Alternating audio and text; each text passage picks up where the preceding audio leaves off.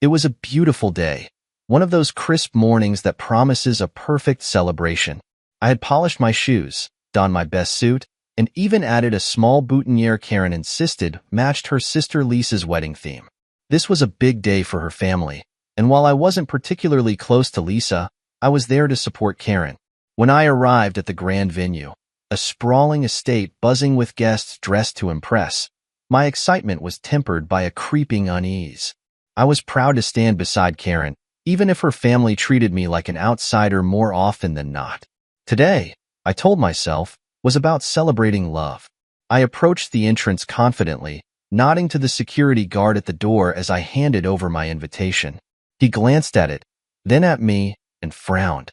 "Your name isn't on the list," he said flatly. I blinked. "That can't be right. I'm Thomas Reed. I'm Karen's husband." The guard's face didn't change. "I'm sorry, sir. I can't let you in. You'll need to step aside." At first, I thought it was a mistake. Maybe Karen had accidentally forgotten to confirm my attendance. Maybe it was some clerical error. But then I saw her, standing a few feet away with her mother, Vivian. They weren't rushing to explain the misunderstanding or vouch for me. Instead, they were laughing. The sight hit me harder than I expected. Karen, the woman I had promised to love and support, stood with a hand over her mouth, trying to stifle a giggle. Vivian didn't bother to hide her amusement, her head thrown back in a loud laugh. This wasn't a mistake. This was intentional. My throat tightened as I glanced at the other guests milling around, some watching the scene unfold. Whispers started to ripple through the crowd, and a few phones were raised, capturing this humiliating moment for posterity. I could feel my pulse in my ears, a dull roar drowning out the world around me. I wanted to shout, to demand an explanation, but I knew that would only give Karen and Vivian exactly what they wanted. More humiliation for me, their convenient scapegoat. So, I did the only thing I could. I straightened my shoulders, nodded to the security guard, and walked away. The drive home was a blur. My thoughts raced, replaying the moment over and over. How had it come to this? Karen and I weren't perfect, but I thought we were partners. Yet, this felt like something deeper, a deliberate attempt to degrade me, to show me that in her world, I was expendable. I parked the car and sat in silence, staring at the dashboard. My reflection in the rearview mirror looked foreign, stoic on the outside, but beneath that calm facade, a storm was brewing. I had been ignored before, brushed aside at family gatherings, and treated like an accessory at social events. But this was different. This was public, calculated, and cruel. Later that evening, Karen came home, the faint scent of champagne and roses clinging to her. She didn't seem surprised to see me sitting on the couch. "You didn't stay for the ceremony?" she asked, feigning innocence. I looked at her, searching for any sign of remorse, but all I saw was indifference. "You knew I wasn't on the list," I said evenly. She shrugged, her tone dismissive. "Mom thought it would be best to keep things simple. Lisa wanted an exclusive guest list. You understand, right?" I didn't respond. What was there to say? That night, as Karen slept soundly beside me, I lay awake, staring at the ceiling. The laughter, the whispers, the humiliation. It all replayed in my mind like a cruel loop. Something had shifted. This wasn't just about the wedding. It was about respect. Respect I realized Karen and her family had never truly given me. I promised myself that I wouldn't forget this moment. It wasn't just a rejection from a wedding. It was a rejection of me as a person, as a partner. And while I didn't know it yet, this was the beginning of the end. The days after Lisa's wedding were a haze of frustration and reflection. The humiliation I endured at the hands of Karen and her mother, Vivian, replayed in my mind constantly. But instead of an apology, Karen carried on as though nothing had happened. In fact, it seemed like the wedding had only added fuel to her social media frenzy. My wife was obsessed with curating an image of perfection, a glamorous, enviable lifestyle that was far removed from reality. Karen's days were consumed with uploading perfectly staged photos, showcasing high-end restaurants, designer clothes, and luxury events. Meanwhile, I was working long hours as a project manager, building a stable, honest career. I didn't mind that Karen came from a wealthier background, or that her family enjoyed luxuries I never could. What stung was her complete disregard for the sacrifices I made to support her lifestyle. I'd often come home from work to find her lounging in the living room, scrolling through her phone, her laptop open with online shopping tabs. Packages arrived daily, each one containing something new and expensive: shoes, handbags, jewelry. I'd ask, "How was your day?" She'd wave me off, barely looking up. "Fine." Lisa and I went shopping. Every conversation felt like a transaction, devoid of any real connection. One night, while I was reviewing project reports in my home office, I overheard Karen talking to her mother on the phone. "Thomas just doesn't get it," she said, her voice filled with irritation. "He thinks budgeting means saying no to a new pair of shoes. It's embarrassing." Vivian's response was muffled, but I caught the words "beneath us" and "just a phase." A phase? I clenched my fists, the sting of their words cutting deep. Was that how they saw me? As some temporary inconvenience, someone to tolerate until they could move on to something better? Their attitude toward me was reflected in the lavish events they attended. From charity galas to exclusive brunches, Karen and Vivian were regular fixtures in the city's elite social scene. I was rarely invited, and when I was, it was clear they preferred me to stay quiet and blend into the background. The few times I tried to engage, Vivian would cut me off with a patronizing comment, or Karen would steer the conversation back to herself. It was as though my accomplishments, my opinions, my very presence were an afterthought. I began noticing the stark contrast between our lives more acutely. Karen's Instagram feed was a highlight reel of extravagance. Her posing in designer gowns, sipping champagne with Lisa, and flashing diamond earrings that I hadn't bought her. Meanwhile, my own life was practical, grounded. I paid bills, planned for our future, and handled the day-to-day responsibilities that kept everything running smoothly. But none of that mattered to Karen. What mattered was appearances. One evening, after Karen had gone to bed, I scrolled through her social media out of curiosity. It was all there, the perfect facade. Caption after caption painted a picture of a flawless, glamorous life, grateful for this amazing family and all the blessings in life. My face wasn't in a single photo. Not one mention of me or my role in making those blessings possible. Instead, it was Lisa, Vivian, and Karen, smiling at fancy restaurants or lounging on pristine beaches, the captions dripping with self-satisfaction. The breaking point came when I stumbled across a video from Lisa's wedding. It had been uploaded by one of Karen's friends. The video showed me standing at the entrance of the venue, arguing with the security guard. The camera zoomed in on my confused expression as Karen and Vivian laughed in the background. The caption read, "When you don't belong at the VIP table, face with tears of joy, #awkward moments." My blood boiled. This wasn't just neglect or indifference. This was intentional, public humiliation. I closed my laptop and sat in silence, the weight of it all pressing down on me. Karen and I had once dreamed of building a life together, but now, it felt like I was a mere footnote in her pursuit of social validation. The contrast between our worlds was glaring, and for the first time, I realized just how far apart we had grown. I wasn't angry about her wealth or her family's affluence. I was angry that I had been reduced to a joke, a pawn in her quest for appearances. As I lay awake that night, staring at the ceiling, a thought occurred to me. How long could I keep living like this? Tension had a way of creeping into my marriage with Karen, slowly but relentlessly, until it became the defining feature of our lives. The more time passed, the more I noticed the distance between us. It wasn't just physical. It was emotional, intellectual, and even spiritual. Karen's obsession with maintaining her social status became all-consuming. Her days revolved around glamorous outings, orchestrated photo shoots, and endless conversations with her mother, Vivian, about the latest trends and upcoming events. And then, there was me, the husband who didn't quite fit into her picture-perfect world. It wasn't always like this.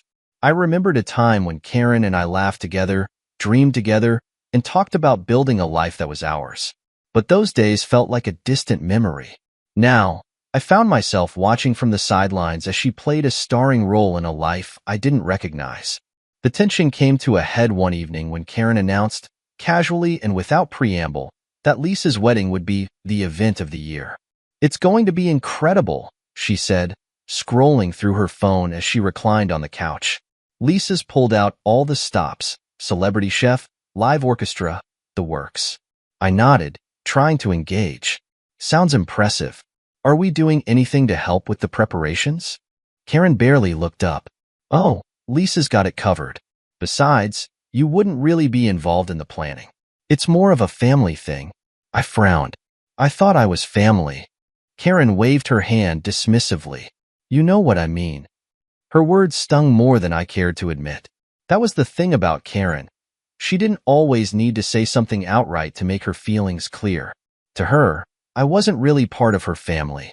I was a convenient accessory, someone to pay the bills and provide stability while she pursued her curated version of perfection. As the wedding day approached, the cracks in our relationship became impossible to ignore. Karen spent hours on the phone with Vivian and Lisa, discussing every detail of the event. The guest list, the decorations, the menu. It was all carefully orchestrated to impress. I was rarely included in these conversations. When I tried to join in, Karen would brush me off with a quick, "Don't worry about it," or "This isn't really your thing." It wasn't just the wedding that caused tension. Karen's social media presence had become a point of contention as well. One evening, I glanced at her phone as she posted yet another picture of herself in a designer dress. The caption read, "Grateful for this fabulous life and the amazing people who make it possible." Amazing people? I couldn't help but wonder if I even made the list. The distance between us grew wider with each passing day. Conversations became strained, our shared laughter a distant memory. I felt like I was living with a stranger, someone more concerned with likes and comments than the man she had married. The final straw came during a family dinner a week before the wedding.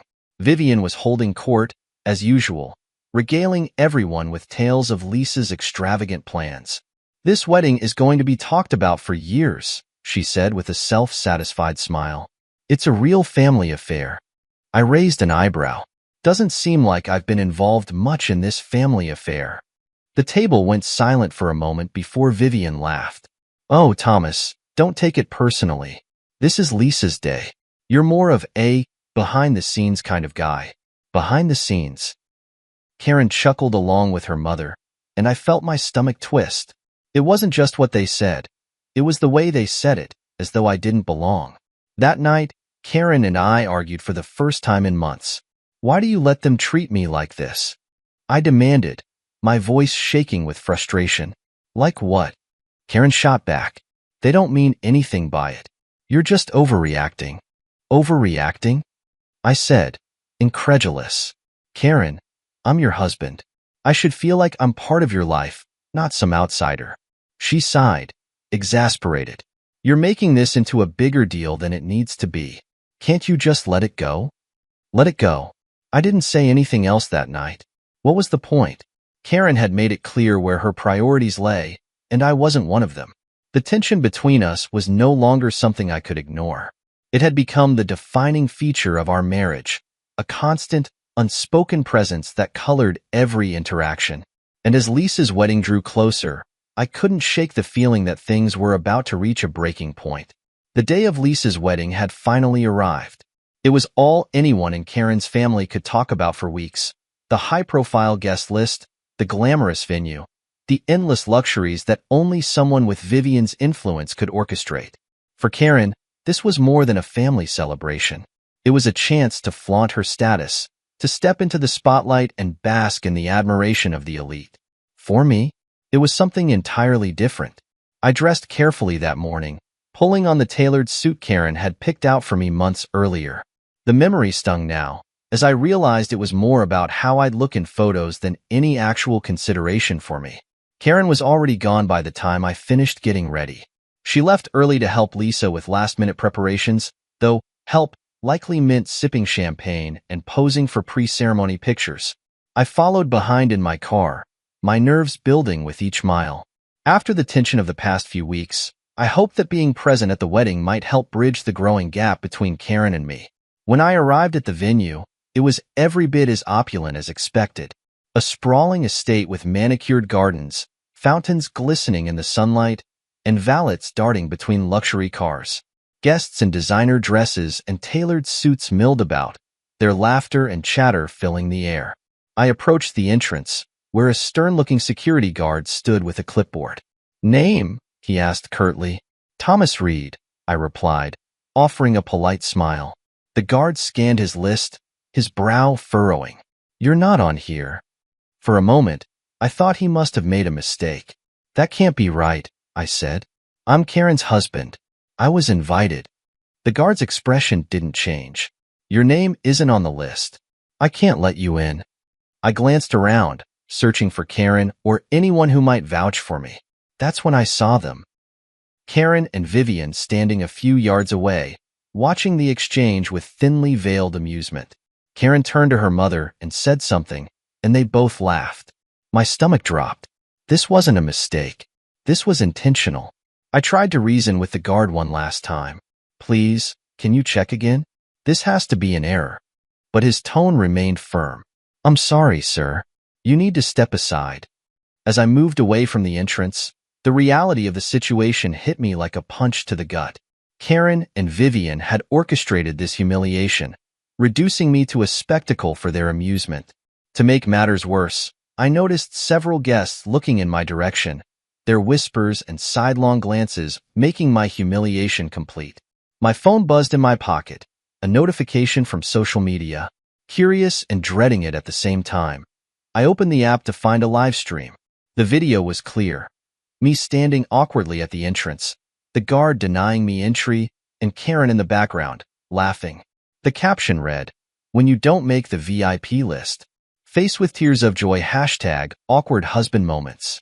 My heart raced as I stared at the screen, my face heating with anger and shame. They hadn't just humiliated me in front of their friends and family. They had broadcasted it to the world. I turned and walked back to my car, each step heavier than the last. My hands gripped the steering wheel tightly as I drove away, my mind swirling with a mix of anger, sadness, and disbelief. How had it come to this? How had I gone from being Karen's partner, her confidant, to the butt of her jokes? That evening, Karen came home late, still glowing from the success of the event. "Why did you leave?" she asked casually, as though nothing had happened. "You know why," I replied, my voice colder than I intended. She shrugged, completely unfazed. "It's just a bit of fun, Thomas. Don't take everything so seriously." I stared at her, searching for some trace of guilt or remorse, but there was none. She didn't care. Not about the humiliation, not about my feelings, not about us. That night, I lay awake, replaying the day's events in my mind. The laughter, the whispers, the live stream. It all felt like a cruel joke at my expense. But more than that, it felt like a turning point. This wasn't just about the wedding. It was about respect, or rather, the lack of it. Karen and her family had shown me exactly how they saw me, and it was a truth I couldn't ignore. I didn't know what the future held, but one thing was certain. Something had to change. The morning after the wedding humiliation, I woke up to the relentless buzzing of my phone. At first, I thought it might be work, but as I unlocked the screen, my heart sank. Social media notifications flooded in, tags, comments, and messages, all stemming from that live stream. Karen's fun, at my expense, had gone viral. Strangers I'd never met weighed in on my life, turning my humiliation into their entertainment. I scrolled through the comments, each one more cutting than the last. Imagine being so pathetic your own wife doesn't want you at the wedding. This guy seriously thought he was VIP material? Face with tears of joy. Karen deserves better. My chest tightened as I read them, the words cutting deeper than I expected. I wasn't just embarrassed anymore. I was furious. Karen had crossed a line, and now I was left to face the fallout. When Karen came downstairs, she was her usual self, calm, composed, and completely unaware of the storm she'd unleashed. "Morning," she said breezily, scrolling through her phone as she sipped her coffee. "Morning," I replied, my voice clipped. She didn't notice my tone, too absorbed in her social media feed. That was, until she came across the comments. "Oh," she muttered, her expression shifting ever so slightly. "People can be so mean online." I stared at her, incredulous. "Mean? Karen, They're mocking me because of what you and your mother did yesterday. She looked up, feigning innocence. What are you talking about? The live stream. The comments. The whole scene you orchestrated at the wedding, I said, my voice rising. Do you even realize how humiliating that was for me? Karen rolled her eyes. Oh, come on, Thomas. It was a joke. People are just overreacting. A joke? I repeated, my anger boiling over. You publicly humiliated your husband. How is that a joke? Karen sighed, clearly annoyed. You're being dramatic. If you can't handle a little harmless fun, that's on you. I clenched my fists, struggling to keep my composure. It was clear Karen didn't see, or didn't care about, the damage she had done. Harmless fun, I said, my voice steady but cold. You've turned me into a joke, Karen, and now I'm the one who has to deal with the fallout. She didn't respond, instead turning back to her phone. The backlash wasn't limited to strangers online. At work, my colleagues tiptoed around me, their awkward smiles and hushed whispers confirming they'd seen the video. During a meeting, one of them made a passing comment, trying to lighten the mood. Hey, Thomas, maybe you should try getting on the guest list next time, huh? The room erupted in laughter, but I sat there, stone-faced. It wasn't just the jokes, it was the pity in their eyes. Everyone saw me as the man whose wife didn't respect him, and it hurt more than I cared to admit. At home, things weren't any better. Karen continued to post her curated version of life online, ignoring the growing tension between us.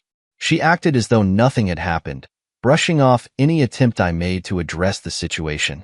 But the worst part was the silence from her family. Vivian, who had been so vocal in orchestrating the wedding, had nothing to say about the fallout. It was as though they had washed their hands of me entirely. As the days passed, the online harassment only intensified. Karen's followers latched onto the narrative she had created, painting me as the unworthy husband who didn't belong in her glamorous world. I started receiving private messages, some taunting, others offering unsolicited advice. Maybe you should step up your game if you want to keep a woman like Karen. She deserves someone who can match her lifestyle. Each message was a reminder of how far things had spiraled out of control. One evening, as I sat alone in the living room, scrolling through the relentless barrage of comments, I realized something had to change. Karen's disregard for my feelings wasn't just a problem. It was the problem. For years, I had put up with her family's condescension and her obsession with appearances, convincing myself it would get better. But this wasn't something I could fix. Karen didn't respect me, and without respect, there was nothing left to salvage. The next morning, I made a decision. When Karen came downstairs, I handed her the laptop, open to a page full of comments from her followers. Read these, I said, my tone firm. She glanced at the screen, her expression unreadable. This is what your harmless fun has done, I continued. You've made me a target, Karen. And for what? To entertain your audience? She looked at me, for once at a loss for words. I'm done, I said simply.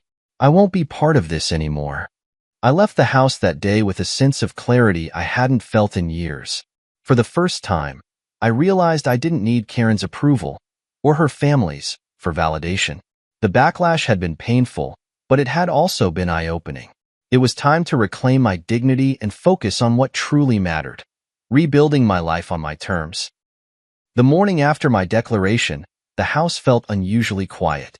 Karen hadn't said much when I walked out the door the previous day, and I suspected she was still trying to process the situation. For once, I didn't care what she thought. My mind was focused on one thing, moving forward without her chaos weighing me down. But just as I was settling into the idea of reclaiming my peace, everything began to unravel, for Karen and her family. It started with a knock on my office door during lunch. Jeff, one of my coworkers, peeked in with a hesitant expression. Hey, Thomas, have you seen this? He asked, sliding his phone across the desk. I looked down to see an article on a local gossip blog. The headline read, Reed Wedding Fallout, Behind the Scenes of a Social Media Disaster. My stomach twisted as I skimmed the article. It wasn't just about the wedding. It was a full expose on Karen's family, detailing their superficiality and the facade they had built over the years. Apparently, The wedding fiasco had caught the attention of a journalist who dug deeper into their lives. The article revealed how Vivian and Lisa had inflated their social status by exaggerating wealth, relying on loans and credit cards to maintain appearances. Karen wasn't spared either. Her social media posts were dissected, exposing the stark contrast between her curated life and reality.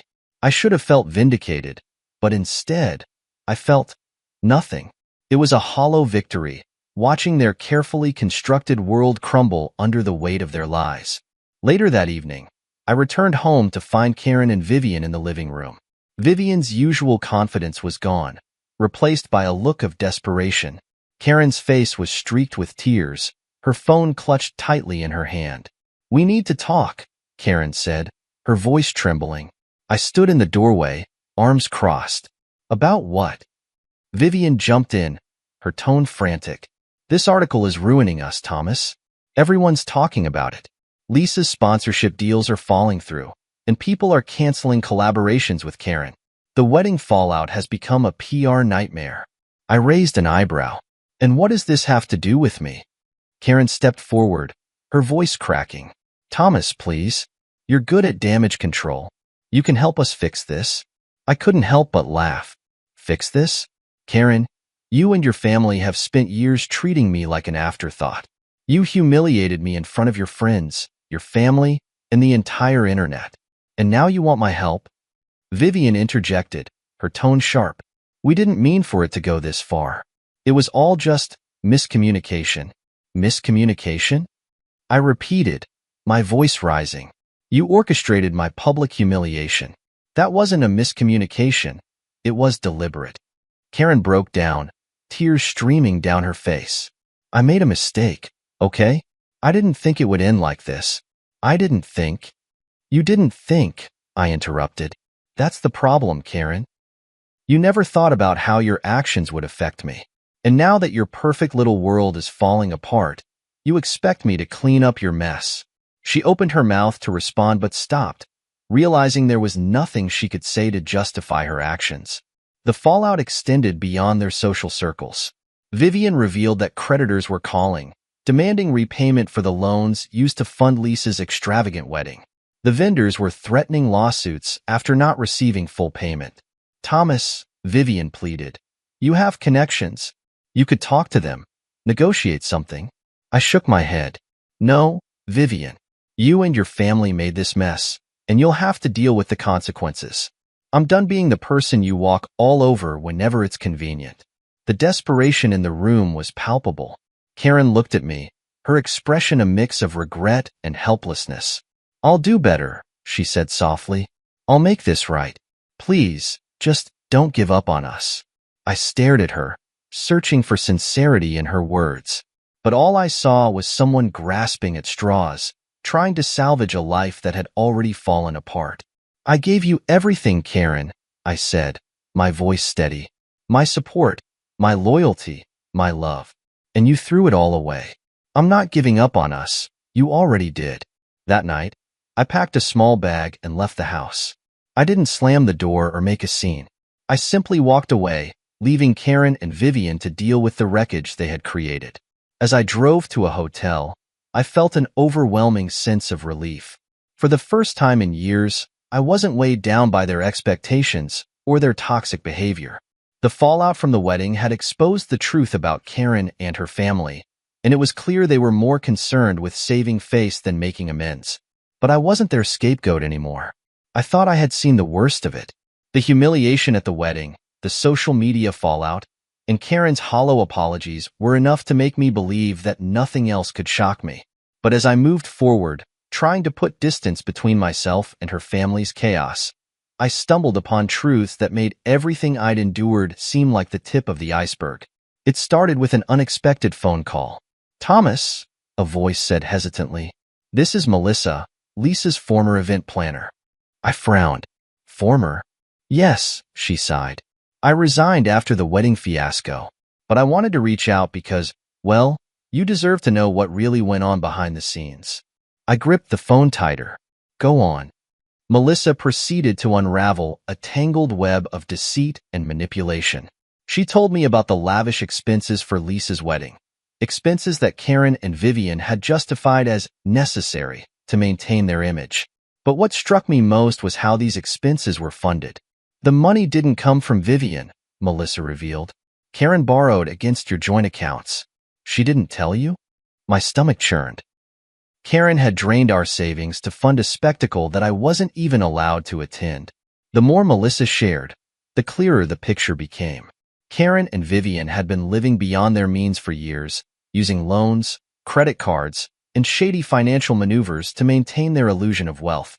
But what really made my blood boil was Melissa's next revelation.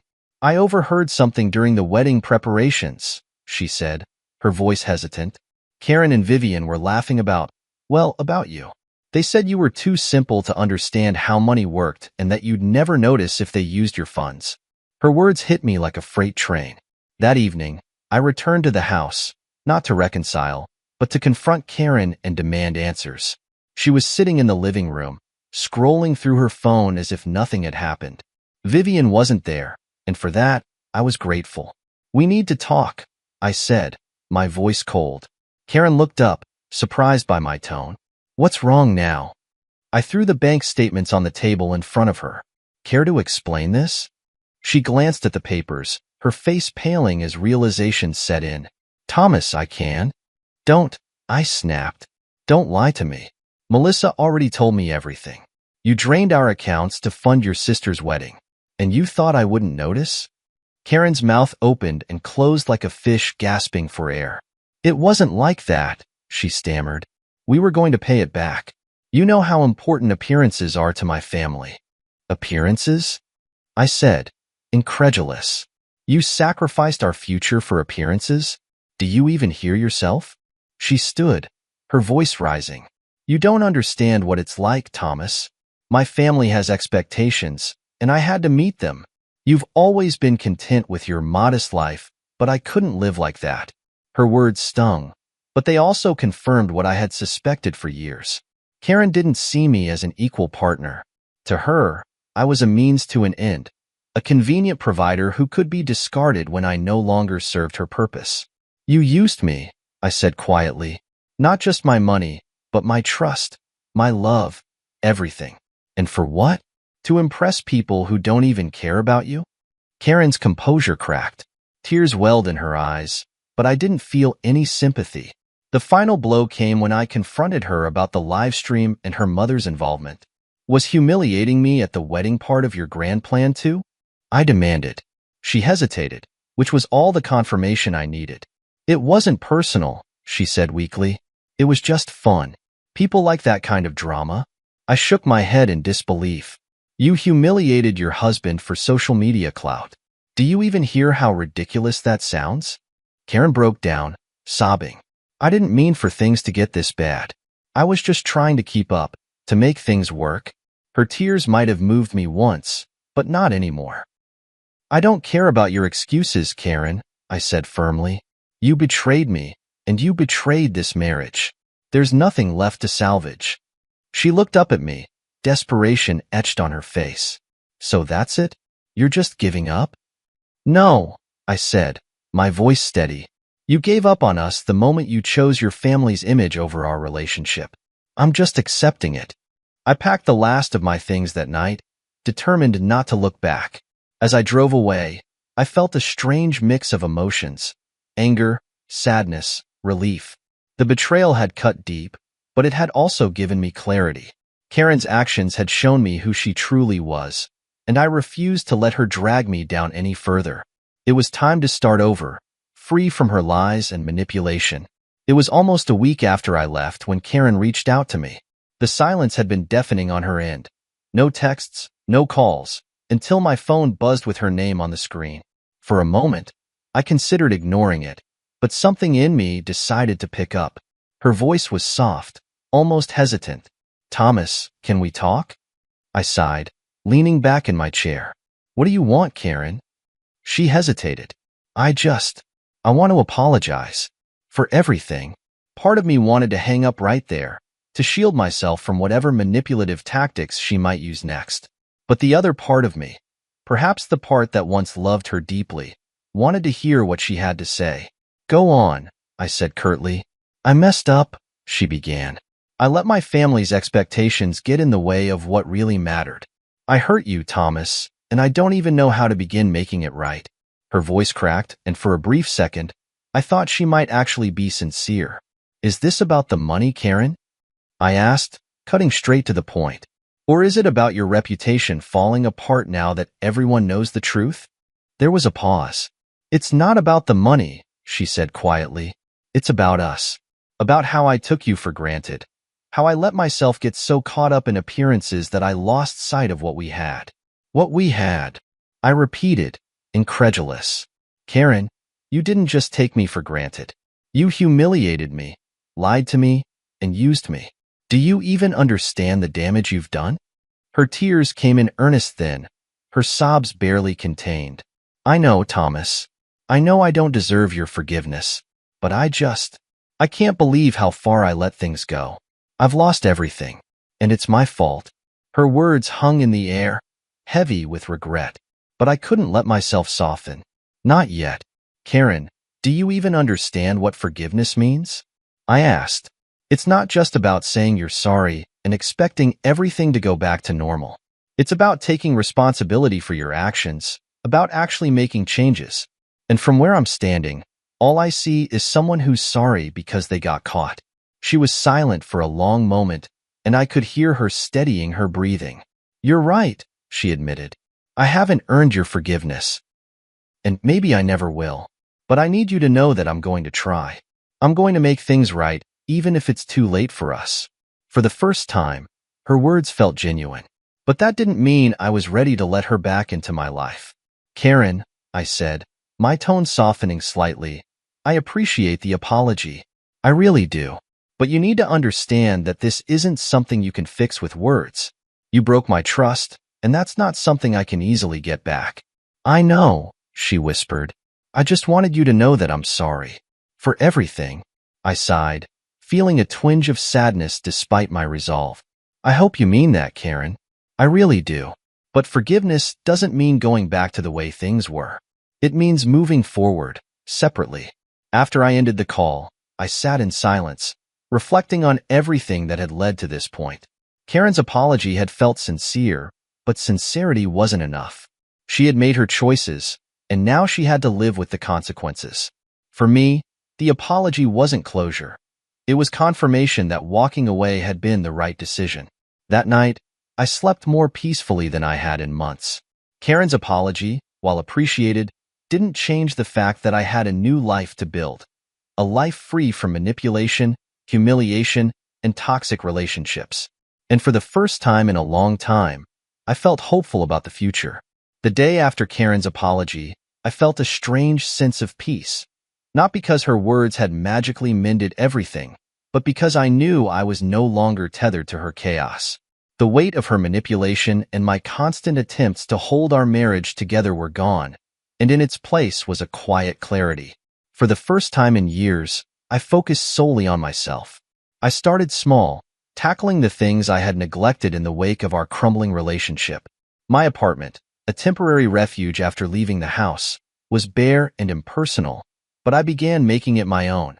A few framed photos, a comfortable couch, and a new coffee maker were simple additions, but they felt like steps toward rebuilding a life that was mine. Work became my sanctuary. As a project manager, I thrived on structure and progress, and throwing myself into my career helped me regain a sense of control. My coworkers, once hesitant to approach me after the wedding debacle, started treating me with a newfound respect. Maybe it was because I carried myself differently, no longer weighed down by Karen's dismissive comments or Vivian's judgmental stares. One afternoon, Jeff, the coworker who had shown me the article about Karen's family, stopped by my office. "Hey, Thomas," he said, leaning against the doorframe. "You seem different lately. Happier, maybe?" I smiled. "I guess you could say I've been doing some spring cleaning, clearing out the toxic stuff in my life." Jeff nodded, grinning. "Good for you, man. You deserve it." His words, though simple, resonated. For so long, I had felt like I was drowning in a sea of other people's expectations. Now, I was finally breathing again. I also began reconnecting with old friends, people I had lost touch with during my marriage. Karen had always discouraged me from maintaining those relationships, dismissing my friends as too ordinary for her taste. One evening, I met up with an old college buddy, Marcus, at a local bar. "You look good, man," Marcus said, clapping me on the shoulder. "Better than the last time I saw you." "Thanks," I replied, sipping my beer. "It's amazing what leaving a toxic situation can do for your sanity." Marcus chuckled. "Well, here's to new beginnings." We raised our glasses, the clink of the toast feeling like a symbolic moment. As the weeks turned into months, I noticed more changes, not just in my surroundings, but in myself. I started running again, something I hadn't done since Karen dismissed it as a hobby for people who can't afford gym memberships. The rhythmic pounding of my feet on the pavement became a form of therapy, a way to process everything I had been through. I also rediscovered my love for photography, dusting off my old camera and venturing out to capture sunsets, cityscapes, and candid moments of life around me. Each photo felt like a snapshot of my journey, proof that I was moving forward, one step at a time. Karen reached out a few more times during those months. Her messages ranged from apologetic to accusatory, depending on her mood. Sometimes she would beg for another chance, claiming she had changed. Other times, she would lash out, accusing me of abandoning her and refusing to take responsibility for her actions. I didn't respond to most of her messages. When I did, it was brief and to the point. "We're done, Karen. I wish you the best, but I'm moving on." The final message came one morning in early spring. "I hope you find happiness, Thomas," she wrote. "I'm sorry for everything." This time, I didn't feel the need to reply. Moving forward wasn't just about cutting ties with Karen. It was about redefining what I wanted for myself. I set new goals for my career, taking on more challenging projects and earning recognition for my leadership. I started traveling, visiting places I had always dreamed of but never prioritized. In the process, I met new people who valued me for who I was, not for the image I projected. One of those people was Clara, a photographer I met during a local art exhibit. She was vibrant, down-to-earth, and completely uninterested in social media clout or superficial appearances. Our connection was easy, unforced. Over coffee one evening, she asked me about my past.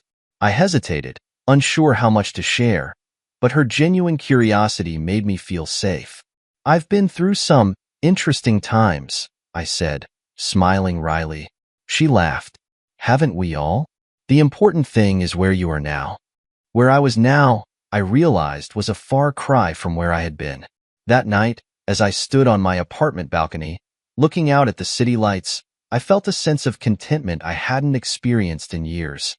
Karen and her family had once dominated my life, their expectations and judgments shaping every decision I made. But now, they were just a chapter in my story, a chapter that had taught me valuable lessons about self-worth and resilience. Moving forward didn't mean forgetting the past. It meant learning from it, growing stronger because of it, and using those lessons to build a future that was truly mine. Months had passed since I walked away from Karen and the life we had built, or rather, the life I had sacrificed to maintain while she focused on appearances. In that time, I had discovered a sense of freedom and peace that felt almost foreign after years of living under the shadow of her family's expectations. This wasn't just a new chapter. It was an entirely new book. My days were no longer filled with the tension of trying to measure up to someone else's version of success. Instead, I woke up each morning with a sense of purpose that came from pursuing things that genuinely mattered to me. The apartment I had once considered a temporary refuge was now my sanctuary. I had filled it with pieces of myself, photos from my travels, mementos from new experiences, and the kind of cozy, lived-in charm that Karen would have deemed ordinary. For the first time, I felt like I was truly home. My career was thriving as well. Without the constant distractions and emotional drain of my marriage, I had thrown myself into my work, taking on ambitious projects that showcased my abilities. One particular project, a community development initiative I had spearheaded, earned me recognition from local leaders and opened doors to opportunities one hadn't dared dream of before. It wasn't just about professional success, though. It was about proving to myself that I was capable of greatness, regardless of what Karen or her family had thought of me. Then there was Clara. Our friendship had grown naturally over the months, evolving into something I hadn't expected but deeply appreciated. She had a way of seeing the world, and me, that felt refreshing and real. She didn't care about my past failures or the scars left by my marriage. To her, I was just Thomas, a man rediscovering himself, learning to laugh again, and finding joy in the simple things. One evening, as we walked along the waterfront, Clara turned to me and said, "You seem lighter these days. Happier." I smiled, feeling the truth of her words. "I think I finally am." Karen had reached out a few more times since her final apology, but I never responded. It wasn't out of anger or bitterness. I had simply moved on. Forgiveness didn't mean reconciliation, and closure didn't require a conversation. I had given her enough of my time, my energy, and my heart. It was time to reserve those things for myself and the people who truly valued them. One afternoon, I found myself scrolling through an online article about Lisa's wedding fallout. The headline read, "The Rise and Fall of Social Media's Perfect Family." It was a thorough exposé detailing the financial ruin, reputational damage, and personal struggles that had followed the wedding debacle. Karen's name was mentioned briefly, her image reduced to a footnote in her family's public implosion. I closed the tab, feeling no sense of schadenfreude, just a quiet relief that I was no longer part of their story. The true turning point came on a sunny Saturday morning. I was sitting on my balcony, sipping coffee and flipping through a travel magazine, when a thought struck me. I was free. Truly, completely free. I could go anywhere, do anything, and build a life that was entirely my own. That realization was both exhilarating and humbling. Over the next few weeks, I began planning a trip, a journey that would take me to places I had always dreamed of visiting but never prioritized.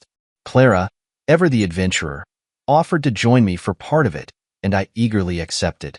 The trip felt symbolic, a physical representation of the emotional journey I had been on since leaving Karen. It wasn't about running away from the past.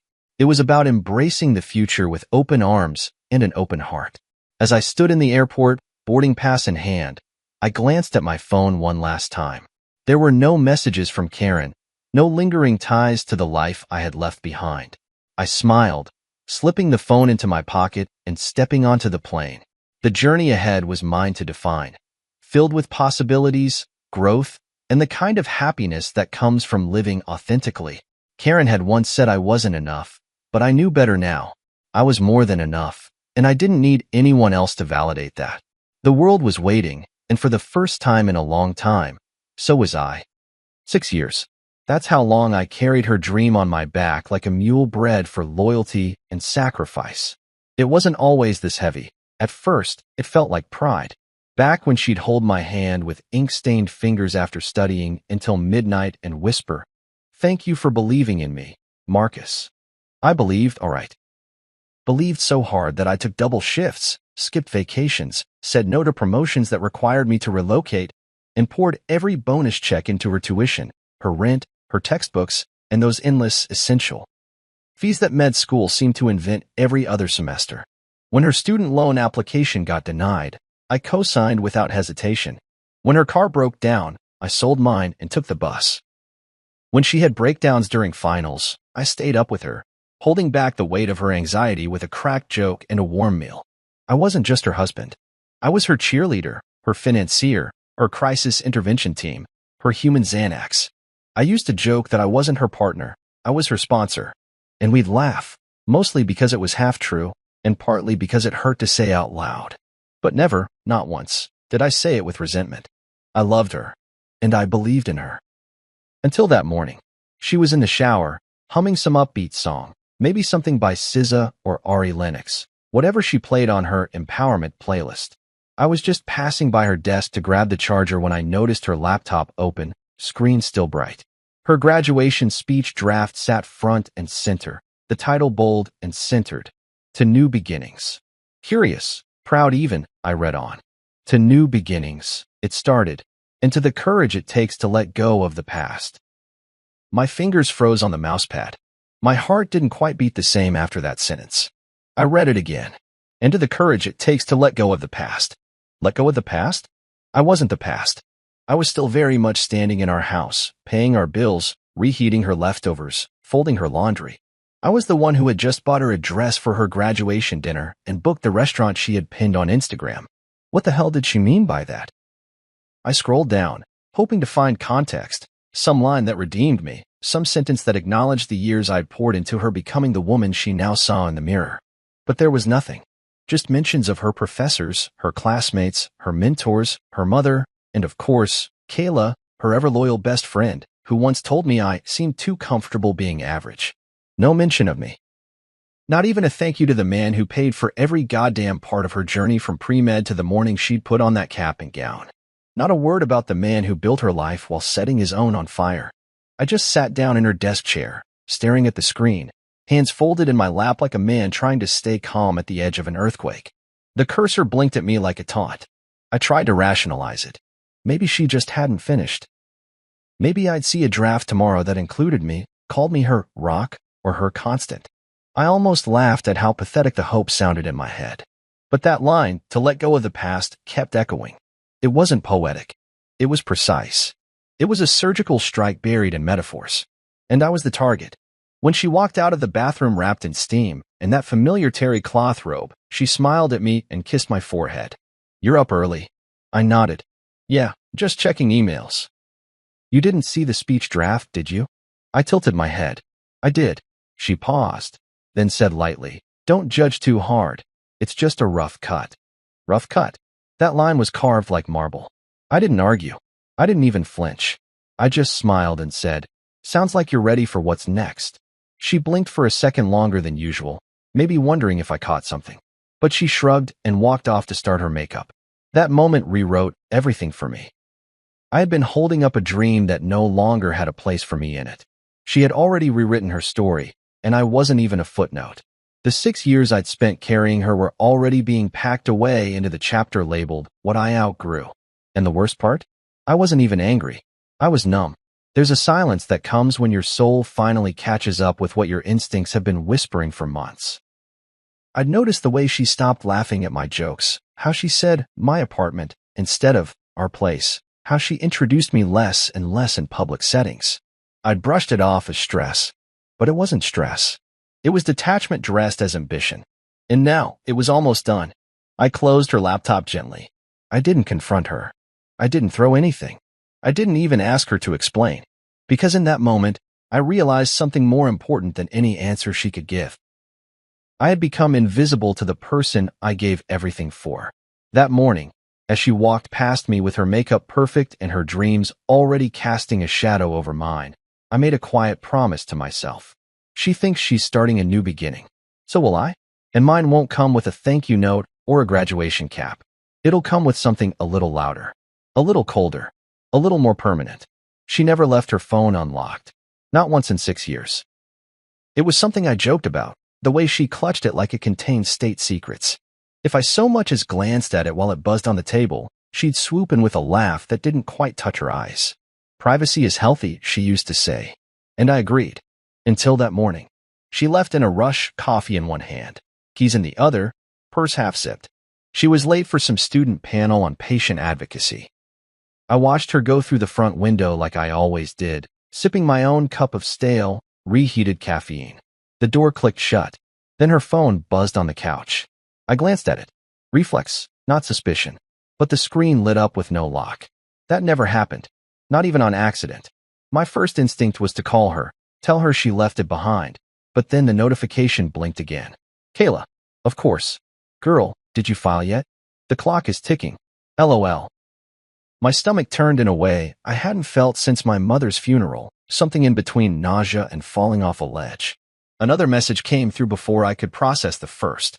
"Photo's gonna look weird if you wait till after the ceremony. Don't want him all up in your graduation pics." Haha. I stared at the screen, as if disbelief could undo what I just read. Then came the dagger. He's still clueless, right? Gotta love how useful he's been, though. Let that ink dry, sis. Let that ink dry. It was like reading my own obituary in real time, sent via text and wrapped in emojis. I didn't scroll at first. I couldn't. I just sat there, phone in hand, heartbeat pounding against my ribs like a warning siren. The room went silent around me, except for the blood rushing to my ears. When I finally opened the thread, I saw months of messages, hidden in plain sight. Plans, laughs, complaints, strategy. Everything laid out in casual cruelty between two women who were supposed to love me, one as my wife, the other as a trusted friend. Marcus is like the perfect training wheel. Solid until you're ready to really ride. Med school was the goal, not the marriage. He's sweet, but he's not built for where I'm going.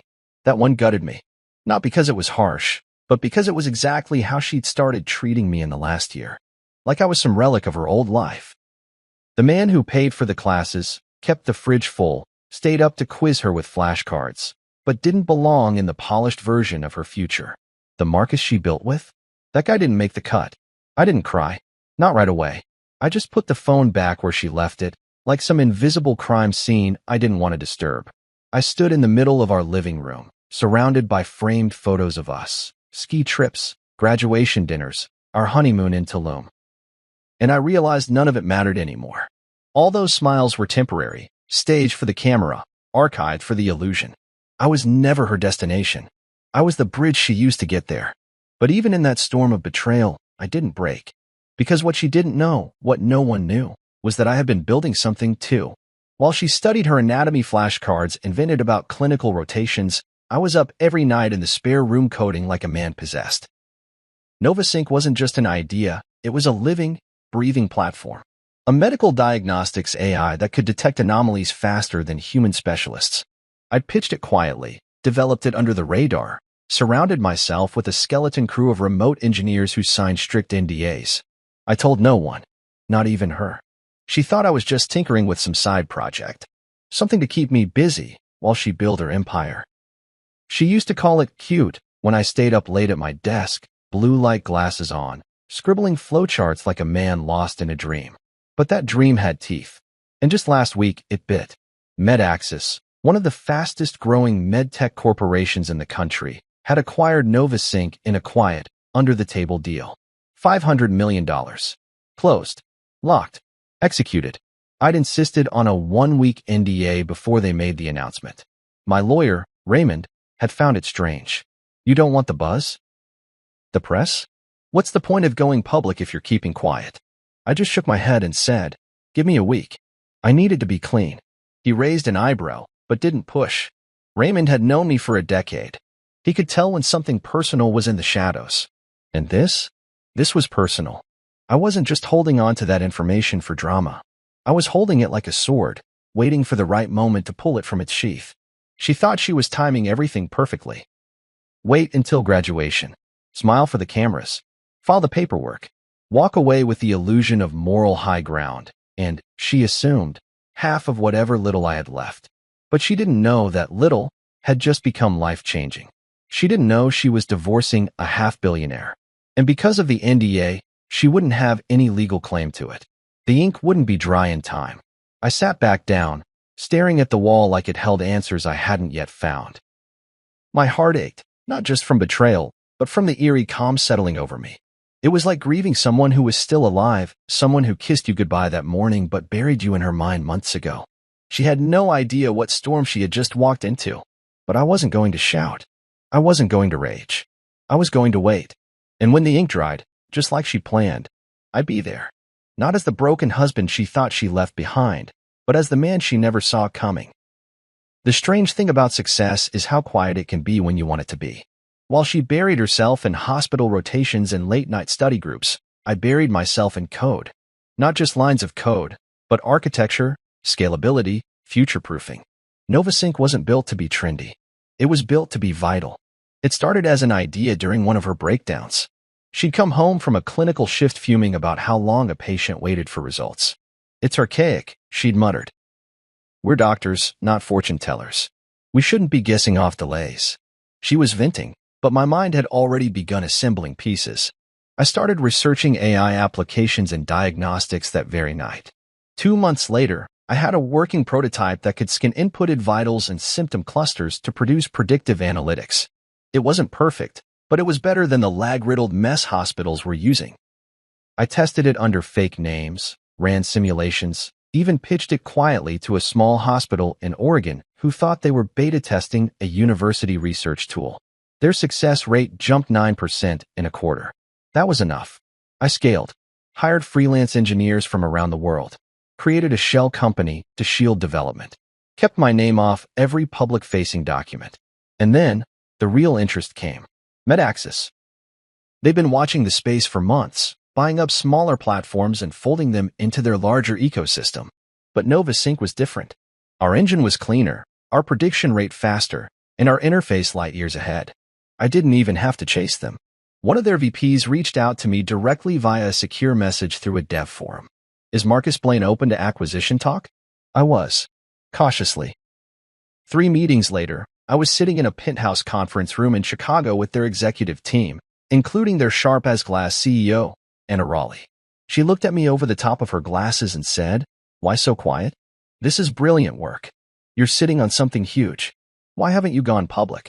I sipped my water. Timing. Raymond, seated beside me, gave me a sidelong glance but said nothing. Anna leaned forward, clearly amused. "And what exactly are you waiting for, Mr. Blaine?" I looked her in the eye and smiled. "Graduation season." She laughed. "That's cryptic." I didn't elaborate. The deal took 3 more weeks to finalize. Lawyers drafted contracts thick as bricks. Analysts ran valuation models.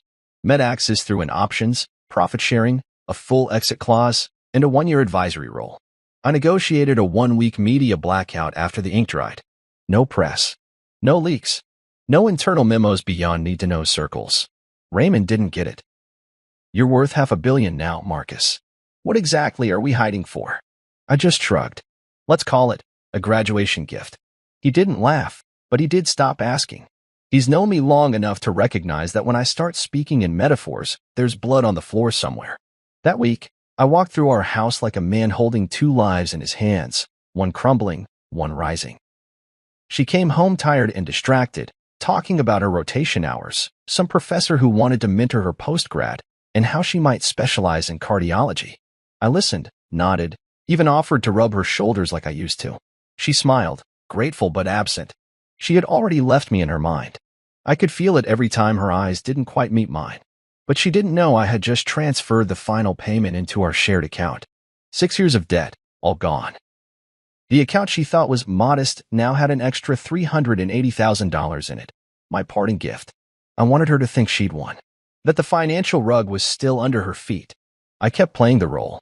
Supportive husband. Reliable Marcus. The guy she could count on until she let go of the past. I wasn't angry. Not anymore. There's a stillness that comes when you know how the story ends and everyone else is still fumbling through Act 2. One night, I stayed up late, going over NovaSync's backend infrastructure. It was like checking on a child I'd raised while no one else was looking. Clean code, strong security, proprietary algorithms, it all hummed like a living, breathing thing. She'd never once asked about it. Never peeked over my shoulder or inquired about my late nights at the desk. Maybe she didn't care. Or maybe she didn't believe I had anything worth caring about. She was wrong. The morning before her graduation, she was up early, curling her hair and rehearsing her speech in front of the mirror. I watched her through the crack in the door. She looked beautiful, confident, ready to conquer the world. And yet, I couldn't help but feel like I was staring at a stranger wearing my wife's skin. I left a gift box on the kitchen counter before she walked out the door, a silver bracelet with her initials, a small card inside that read, "You made it. Proud of you. M." She texted me a heart emoji an hour later. I didn't respond, because by then, I was already in Raymond's office, signing the final phase of the acquisition. There were cameras, a handshake photo with Anna Raleigh, and a glass of champagne I barely sipped. When it was done, Raymond handed me a manila envelope. "Everything's finalized. Wire confirmation is in. And your press release, set to drop in 2 days, per your request." I nodded. "Good." He tilted his head. "So, are we celebrating?" I stood there, staring out his window at the city skyline. Not yet. The celebration comes later. He didn't ask when. He didn't have to. He just raised his glass and said, "To the long game." I clinked his glass and whispered, "To the reveal." That night, I returned home before she did. I reheated leftovers, set the table, lit a candle like I used to when she pulled all-nighters. When she walked in with her gown draped over her arm and stress still in her eyes, I kissed her forehead. "You hungry?" I asked. She smiled faintly. "Starving." I served her, asked about her day, let her complain about some speech edits and Kayla being late. She didn't know that I knew everything. She didn't notice the slight edge in my smile. She had no idea I had just signed the kind of deal people kill for. She thought I was her safety net. She didn't realize I was the storm. Graduation day came wrapped in sunshine and irony. She was radiant, absolutely glowing. And I'd be lying if I said it didn't stir something in me. There was still a flicker of the woman I'd fallen in love with underneath all that ambition and detachment, but it was buried under layers of performance, curated smiles, and polished speeches. Still, I played my part. Crisp navy suit, pressed shirt, matching tie, standing beside her like a prop. Just the husband. We parked near the auditorium, her parents riding behind us in their rental, all grins and fuss. Her mother was already crying. Her father, stoic as ever, held a bouquet of pink lilies too tightly, like he was afraid someone might steal the only thing he'd actually contributed to her journey. "You okay?" I asked her as we crossed the pavement. She looked at me briefly, blinking against the sun. "Of course. Why wouldn't I be?" I shrugged. "It's a big day." She nodded, then walked ahead, heels clacking against the concrete, gown slung over her arm like it weighed nothing. And maybe it didn't. Maybe all those years really had become weightless to her: tuition payments, grocery runs, the late-night drives to the emergency room when she got sick, the time I sold my vintage guitar to cover one of her surprise lab fees. Forgotten, or rewritten into something else. Something disposable. Backstage was a flurry of activity. Graduates hugging, fixing each other's caps, lining up alphabetically while parents found their seats. I stood to the side, tucked near a wall, trying not to be in the way. A few of her classmates passed by, offering polite nods or casual glances, the kind you give someone you don't fully recognize but assume must belong. She spotted me from a few feet away and called out, "Marcus, hand me the folder?" I held it out. She took it without looking at me. Then, turning to the woman beside her, she said, "Oh, this is Marcus. Just my husband." Just, that word wasn't new, but hearing it that way, flat, tossed out like an explanation for a misplaced purse. Hit harder than I expected. Not my partner, not my biggest supporter, not even the man who made this possible. Just my husband. I felt like background noise at my own investment. I smiled anyway. "Nice to meet you," her classmate said. "You too," I replied. Then I stepped back, letting her own the space. That was what she wanted, right? To shine without my shadow anywhere near her spotlight. I watched her pose for pictures, adjust her sash, check her makeup in the reflection of her phone. Her eyes scanned the crowd for Kayla, and when she finally spotted her, she lit up. They hugged like sisters. Kayla winked at her. I didn't need to hear what they said. I'd already read enough. But watching it live, that wink, that sly little smirk, it turned something in my gut. I caught Kayla's eyes for a brief moment. Her smile faltered. Good. The ceremony began with the usual pomp and forced inspiration. The dean droned on about perseverance, dedication, the triumph of the human spirit. I clapped when everyone else clapped, cheered when names were called. When it was her turn to walk across the stage, I stood, not out of obligation, but out of closure. I watched her accept her diploma with a glowing smile, watched her grip the hand of the administrator like this was the beginning of her empire. And maybe it was. Just not the one she thought she controlled.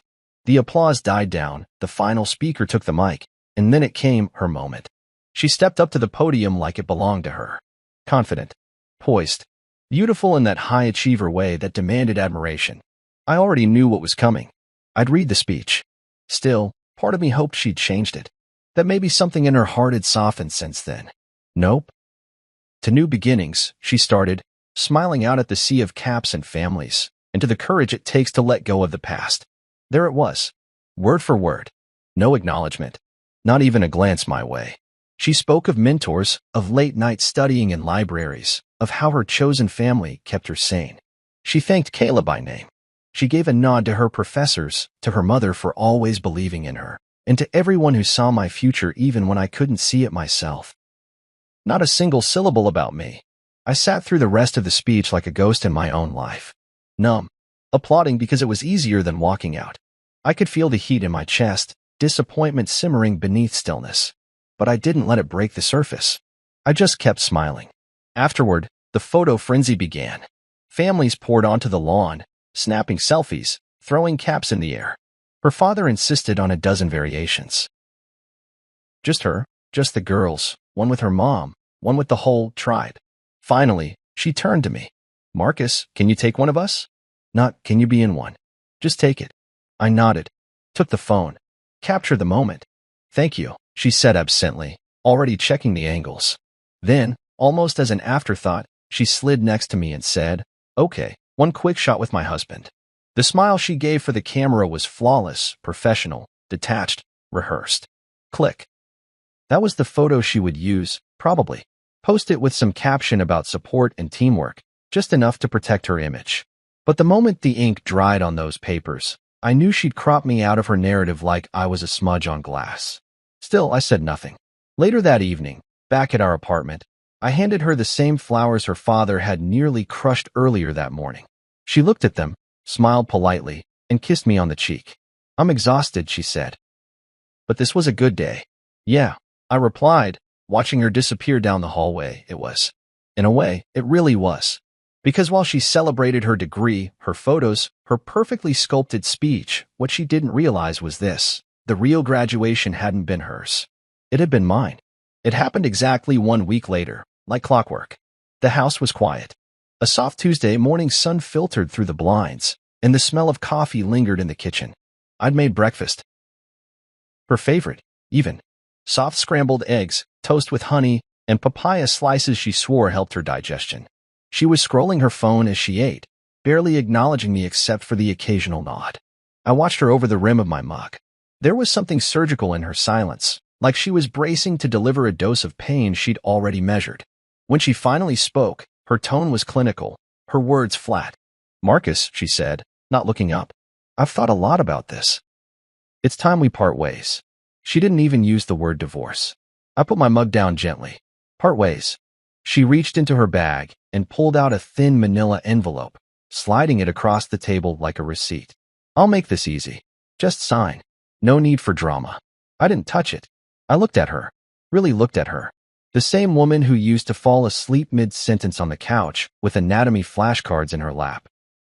The same woman I used to pick up from clinicals at midnight, half-frozen and exhausted, clutching fast food bags and murmuring about chest x-rays. Now, she sat across from me calm, rehearsed, detached, as if I were a client she'd finished working with. I opened the envelope slowly, unfolded the papers. It was all there. Neatly typed, itemized, emotionless. She wanted half. Half of everything. The apartment, the car, the furniture, and of course, the business. She listed Novasync as marital property, estimating its value at a modest $80,000. Clearly assuming it was just some quirky tech project, nothing of real consequence. Then came the bold part: spousal support, monthly payments, justification, career sacrifice during medical training. She claimed she deferred income potential for the sake of our household, that she deserved ongoing compensation for the years I'd supported her. I stared at the words. I wasn't angry. I was impressed. It was bold, efficient, cold. She didn't flinch as I read. She just sipped her coffee and said, "It's all standard. I've already retained counsel." I folded the papers, placed them back in the envelope, and tapped my fingers on it lightly. "You're sure this is what you want?" She looked at me like I was asking something silly. "It's for the best." I nodded. "All right. Then give me a few days to respond formally." That surprised her. She expected resistance. A fight. Maybe even begging. She'd built this version of me in her head. Passive, dependent, too soft to let go. The same man who cheered her through med school, bought her groceries, and folded her scrubs. She didn't realize that while she was busy planning her escape, I'd already opened the door. She stood, picked up her plate, rinsed it, and turned off the faucet like she'd done it 1,000 times. Like this was just another normal Tuesday. She kissed me on the cheek. "Thanks for breakfast." Then she walked out the door with her white coat draped over her arm and her stethoscope hanging from her neck like a badge of victory. I stood in the kitchen, holding the envelope like it might dissolve if I gripped it too tightly. 3 months ago, she came home in tears because a patient died unexpectedly. I held her for an hour on the bathroom floor while she sobbed into my chest. She told me I was her safe place. Now I was an obstacle. I sat down at my desk and called Raymond. It's go time. You got served. Yep. He chuckled bitterly. She has no idea, does she? None. We set the wheels in motion. He'd already had everything prepared: financial declarations, ownership documentation, digital timestamps, contract history. We had airtight records of when NovaSync began, the original LLC formation, the transfer of IP rights. And best of all, we had the acquisition documents, sealed, signed, and dated 3 days after the filing. She thought she'd be walking away with half a startup. She didn't know she'd just forfeited half a fortune. Raymond and I met in his office that afternoon. He flipped through her petition like it was a kindergarten art project.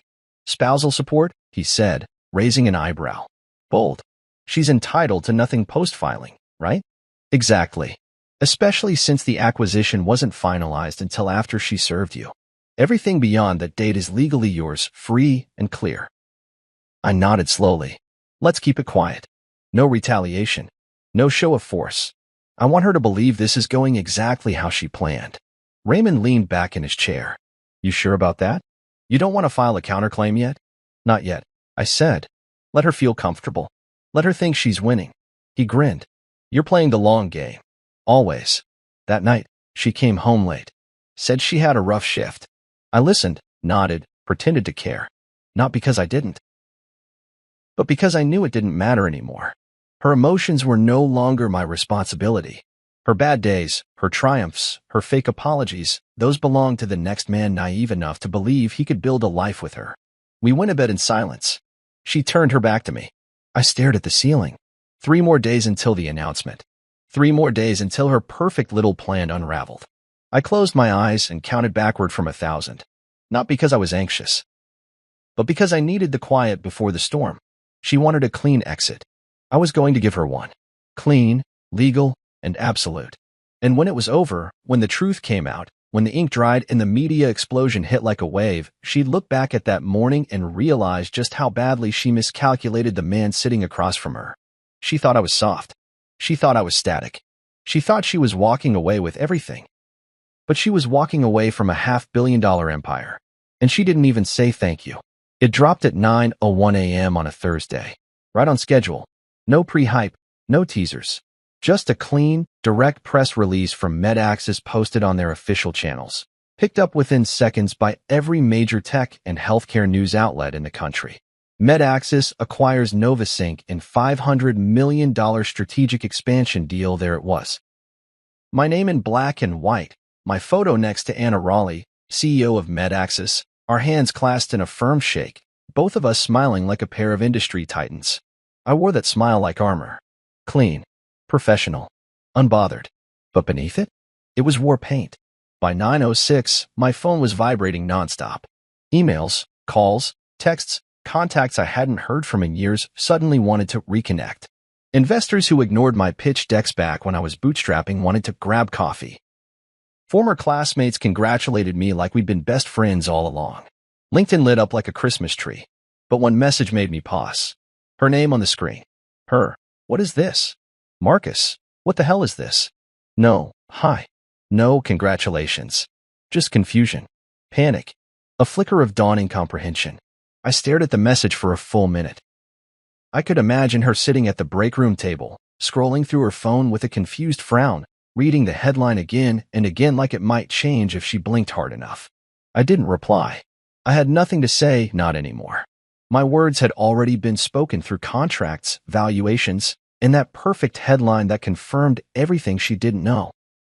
Instead of texting back, I opened my calendar and forwarded the contact inquiry from Forbes requesting a short quote for their feature article. I replied simply, "Let's talk legacy." At 10:15 a.m., Raymond called, chuckling so hard he nearly choked. "Brother," he said, "you've officially broken the internet." "Good," I said, sipping my tea. "She texted you yet?" "Of course. She'll call next. Then maybe cry. Then show up. She won't get past Damaris." He laughed again, longer this time. "Remind me never to get on your bad side." By noon, she called 4 times.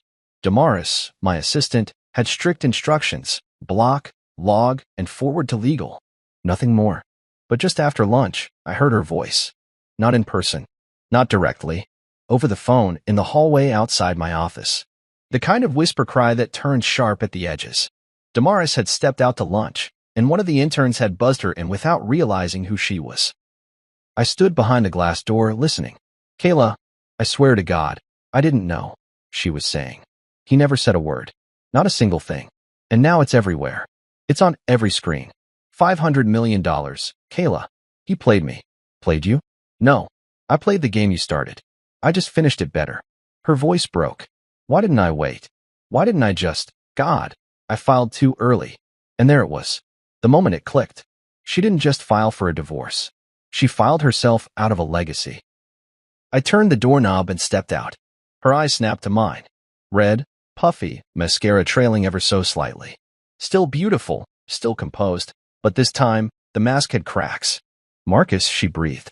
"Please, can we talk?" I tilted my head. "I think your paperwork said everything." She stepped forward. "I didn't know. I swear I didn't know. If you had?" I interrupted. "If you'd known I was about to be rich, you'd have stayed?" She paused.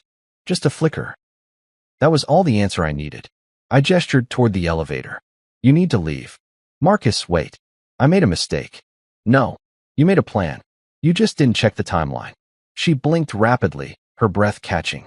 "I was scared, okay? I thought we were done. You didn't think I was worth staying for," I said. "Let's not rewrite it now." She opened her mouth, then closed it again. Silence filled the space between us like a verdict.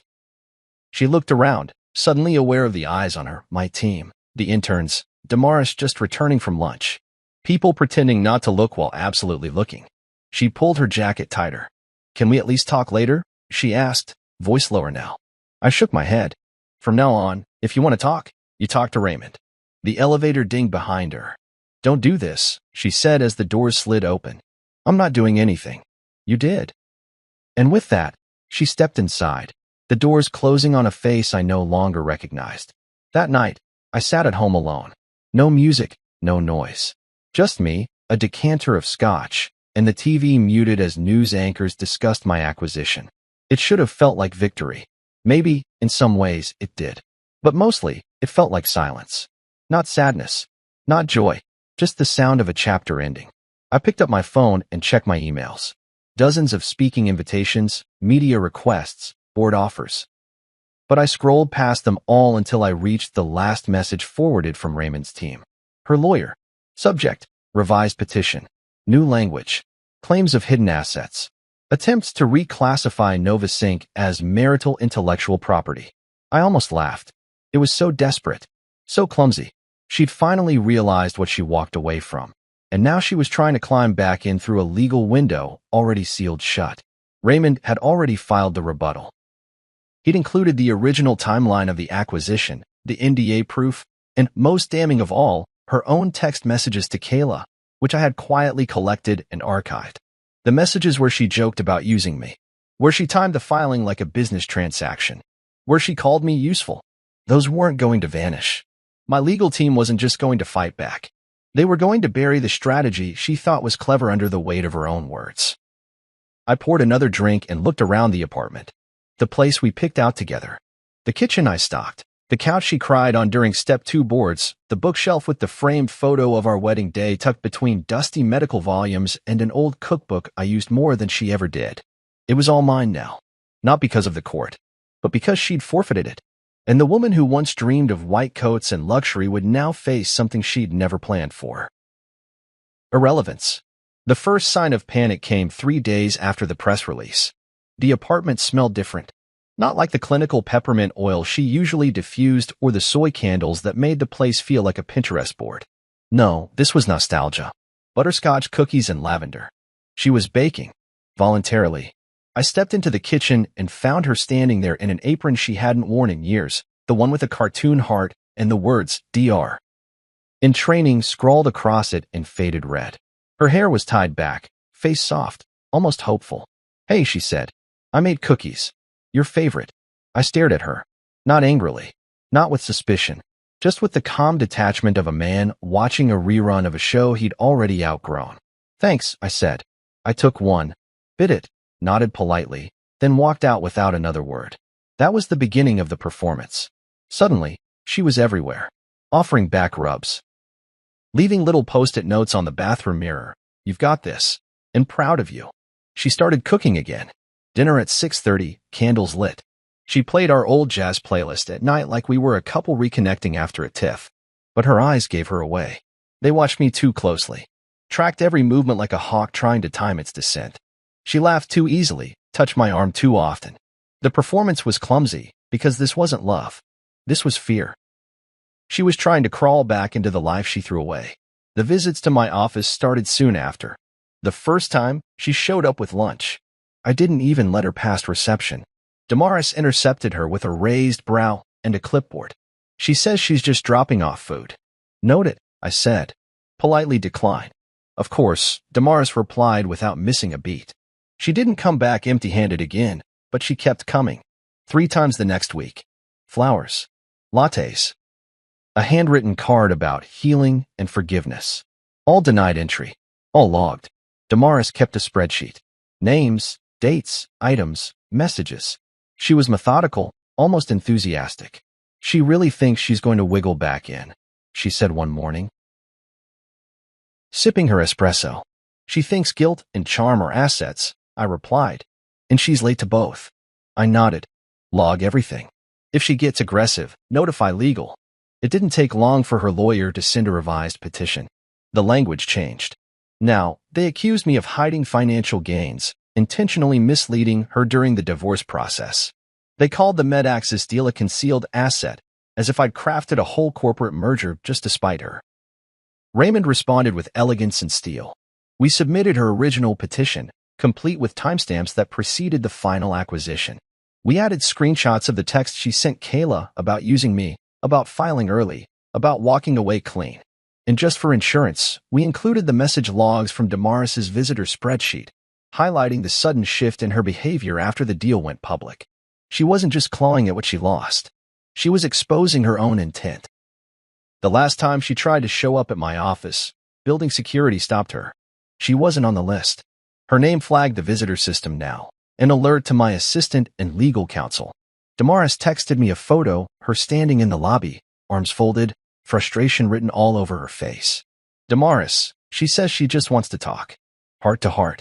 Me. Heart to heart? We signed the death certificate already. Damaris sent a thumbs up and walked her out personally. But it wasn't over. Not yet.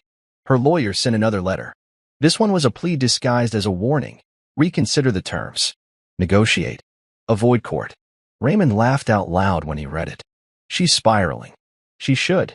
Think she knows what's coming next? She will, I said. When the counter hits. That night, I sat in my home office, surrounded by silence. My phone buzzed again, this time, a voicemail. I played it on speaker. Her voice cracked. "Marcus, I know I messed up.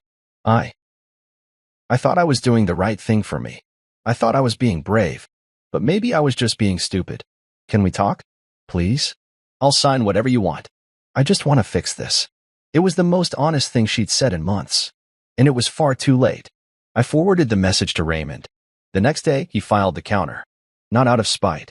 Out of principle. Because this wasn't just betrayal. This was manipulation followed by attempted cleanup once the target turned out to be more than she bargained for. Raymond's filing was meticulous. 1 count of misrepresentation, 1 of attempted marital fraud, and a clause invoking a breach of verbal agreement. I had the emails, the notes, the voicemails, all documenting her promises to repay me for med school, her acknowledgement that I funded her entire education. It was ironclad. Then came the next blow. An anonymous complaint was filed to the state medical board. A formal ethics review was opened. Someone had submitted a bundle of her text messages. Screen captures. Metadata included.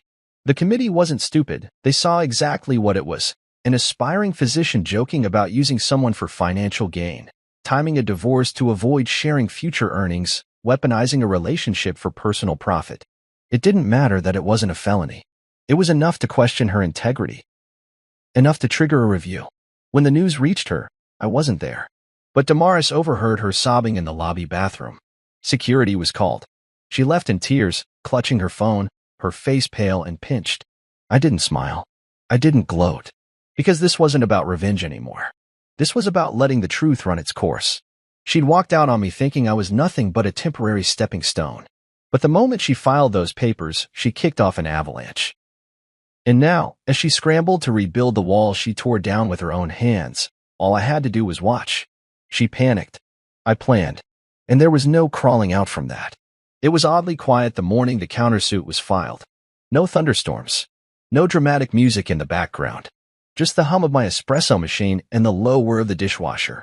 I sat at the kitchen island, dressed in a dark Henley and jeans, reading through the finalized document on my tablet. Every word was sharp, calculated, precise. Raymond had outdone himself. Count 1, intentional misrepresentation. Count 2, attempted marital fraud. Count 3, breach of verbal contract. That last one, that was personal.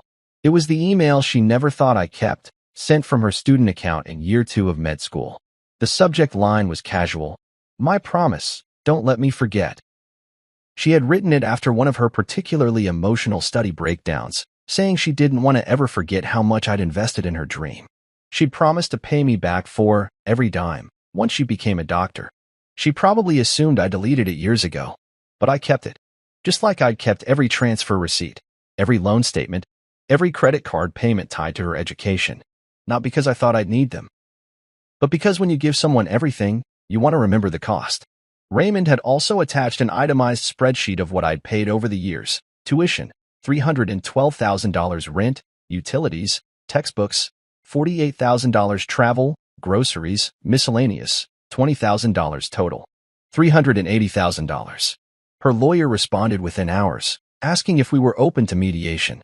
That's when I knew the countersuit hit harder than expected. They thought we'd cave for a quiet settlement. They didn't realize I wasn't trying to settle. I was trying to set a record. That afternoon, she called.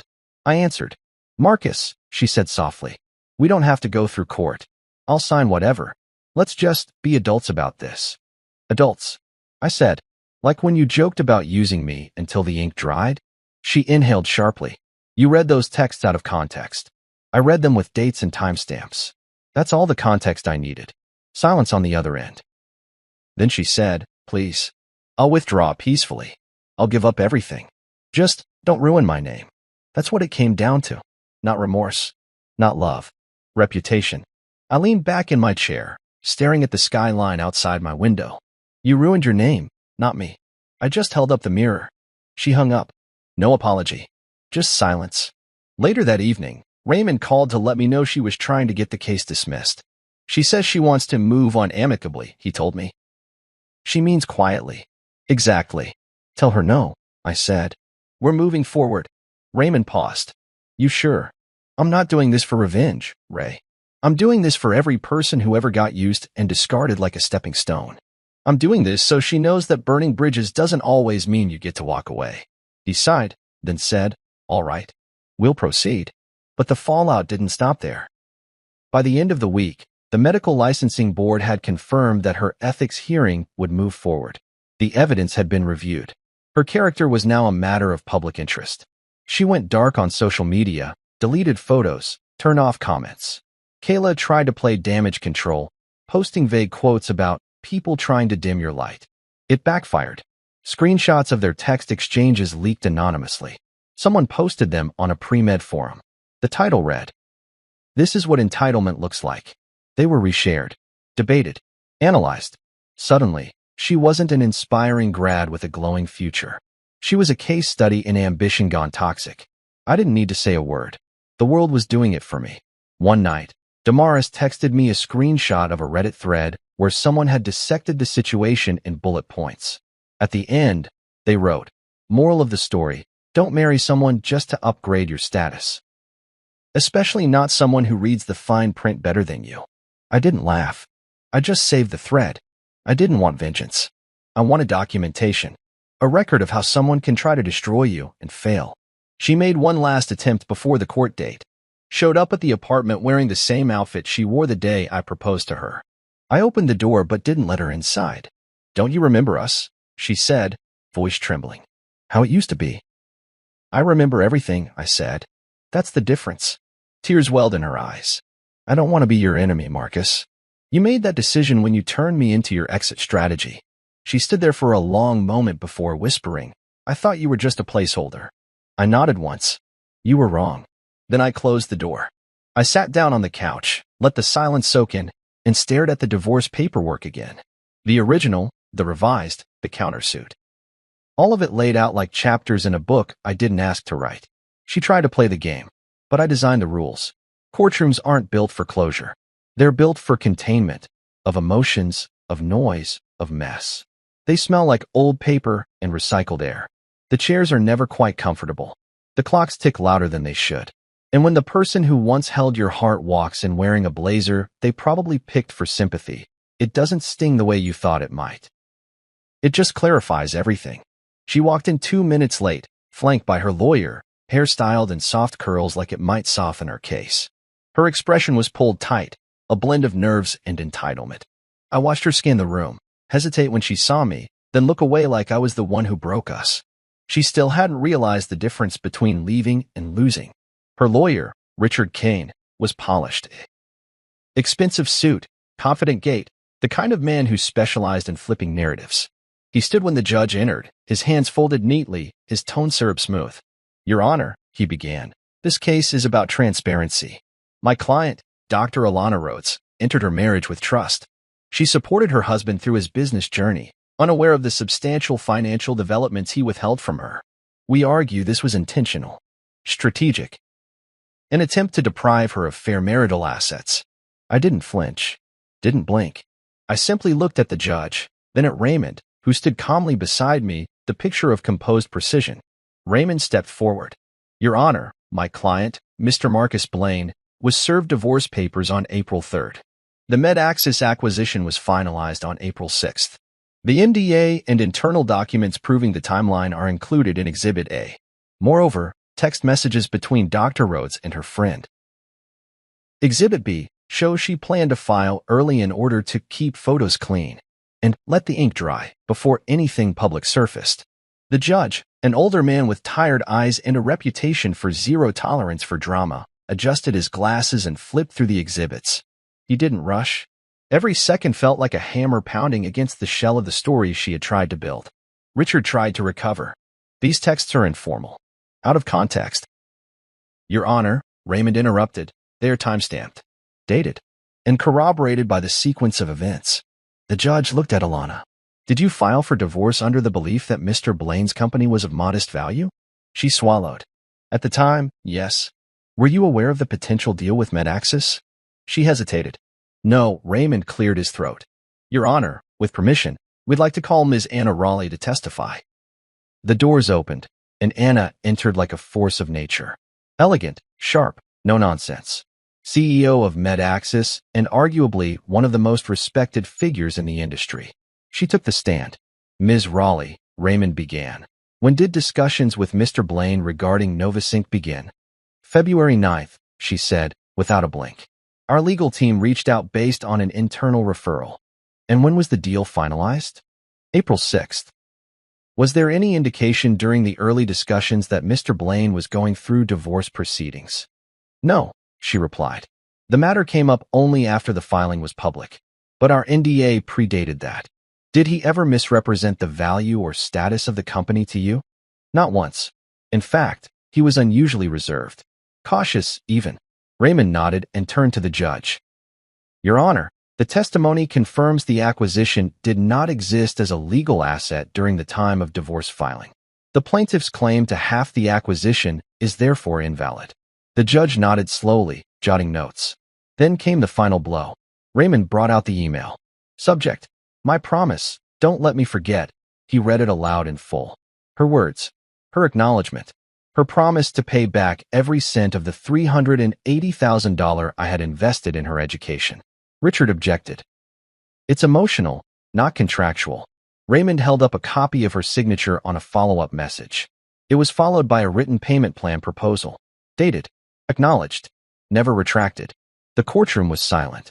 The judge looked up, leaned forward, and said the words I'd waited 6 months to hear. Spousal support is denied. Claim to Novasync's valuation is denied. Reimbursement of $380,000 in educational support is granted to Mr. Blaine. Her face cracked then.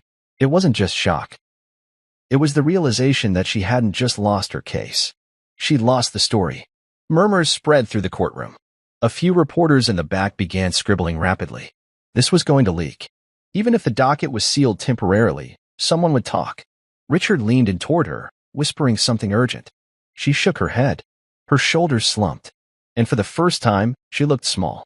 Not because she was weak, but because the image she built had finally shattered under the weight of her choices. The judge banged his gavel. Court is adjourned. I stood, buttoned my blazer, and didn't look back. As I walked past her, she glanced up, eyes red but dry. She opened her mouth like she wanted to say something. I didn't stop, didn't speak, didn't gloat. Because victory doesn't need a monologue. Outside the courthouse, the air felt different. Lighter. Raymond slapped my back. Hell of a win. It was never about winning, I said. It was about the truth. Well, the truth just bought you justice and $380,000. I exhaled, slow and deep. She'll never be the same, Raymond said. She already wasn't, I replied. We walked to the car in silence. And when I shut the door behind me, I didn't feel relief. I felt finality. This wasn't just the end of a marriage. It was the burial of a version of me that once believed love meant unconditional sacrifice. Now I knew better. Love, real love, doesn't demand your silence in exchange for someone else's rise. And when someone treats you like a chapter, you don't wait for the next page. You close the book. 1 month passed. Quietly, without drama, without fireworks. No new texts. No calls. No surprise appearances at my office. She disappeared from my life the same way she tried to erase me from hers, surgical, deliberate, clean. Except this time, the silence wasn't mine to carry. It was hers. Then one morning, an envelope arrived. No postage. Hand-delivered. Cream-colored. With my name written in careful cursive I hadn't seen since our first anniversary. I stared at it for a while, not out of hesitation, but out of recognition. Some things, some people, wrap their guilt in elegance. I opened it. Inside was a check. Partial payment, $75,000. And a single note, written on the same kind of stationery she used for med school thank you cards. I never thought you'd be the one to win. I was wrong. No apology. No explanation. Just 7 words soaked in defeat. I folded the note back into the envelope and walked it to the sink. Watched the flame from a match curl the edges black. Watched the paper curl in on itself like it was trying to disappear. That was the last gift I accepted from her. The rest of my day went on like any other. At the office, the new product team was finalizing the prototype for NovaSync Horizon. A portable diagnostic unit that could be deployed in rural clinics with 0 signal latency. I'd hired 10 engineers in the last 3 weeks. The dev floor buzzed with energy. Whiteboards covered in sketches, code snippets, timelines. People solving problems because they believed in the mission, not because they were trying to prove something to someone else. In the corner of my office sat a shelf with 1 photo frame. Not of her, of me. Sitting at a cracked dining table, coding at midnight under a flickering bulb. I'd taken it during the early days of NovaSync, back when it was just me, caffeine, and an idea I couldn't shake. I kept that photo to remind myself. I didn't build this out of revenge. I built it because I refused to be small. That afternoon, I spoke on a panel for strategic scaling at an innovation conference downtown. I wore a charcoal blazer, no tie, open collar, confident but grounded. As I walked backstage, someone from the event staff handed me a card. She left this at the front, the girl said hesitantly. Said you'd understand. I took it, half curious, half exhausted. Opened it. I saw the panel invite. I wanted to be there. I just couldn't. I'm sorry. I tore it in half, dropped it in the trash. You don't get to spectate the success you try to sabotage. The panel went well. I talked about scalability, investor pressure, founder fatigue, the importance of building not just for market fit, but for soul fit. The audience leaned in, took notes, asked good questions. Afterward, a young founder approached me. How did you know it would work? She asked. I smiled. I didn't. I just knew I couldn't let someone else's limited vision trap me. She nodded slowly, inspired. I walked away knowing I'd become the man I used to dream about being when I was sleeping on potential. At home that night, I stood in the kitchen alone, stirring a pot of red lentil stew I'd perfected during her 3rd-year rotations. Back then, I made it for her. Tonight, I made it for me. The difference tasted like peace.